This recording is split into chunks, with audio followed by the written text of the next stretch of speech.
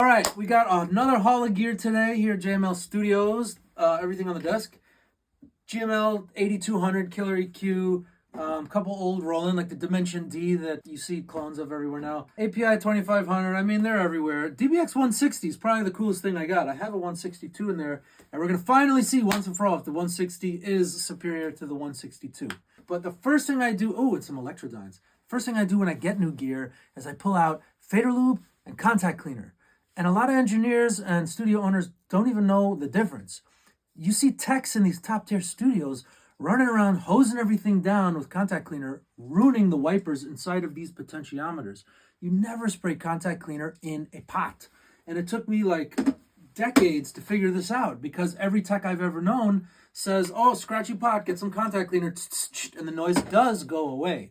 But you're drying out the lubricated wiper inside the potentiometer. So what we do is we use fader lube for rotary encoders, potentiometers, for tactile switches, for carbon pads, buttons like, on the Roland Juno, faders, stepped pots, buttons, all of that, fader lube. Specifically Deoxit F5, which used to be called Cali Lube, and about 15 years ago they changed the name.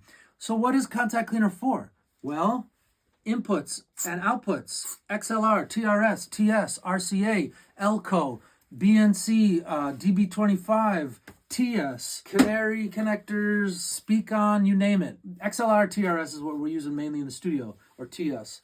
But I'm telling you, stuff like this, I've seen techs go in here and spray the insides of these switches in these pots with contact cleaner to solve an immediate noise crisis, little crackle, little crinkle, and it will solve the problem, but not in the long run. Now, if you got little switches like this, a little bit of fader lube, give it a little hit, good to go. And that is the difference between fader lube and contact cleaner. And every studio should have at least a can of contact cleaner because I just left 2 of these spaces open in this 500 series rack for about 3 weeks. And when I installed this A-Range, which is a really great little Trident EQ that David Bowie and all these guys loved, when I installed this, and I was tapping the side of it, it was going bzz, bzz, bzz.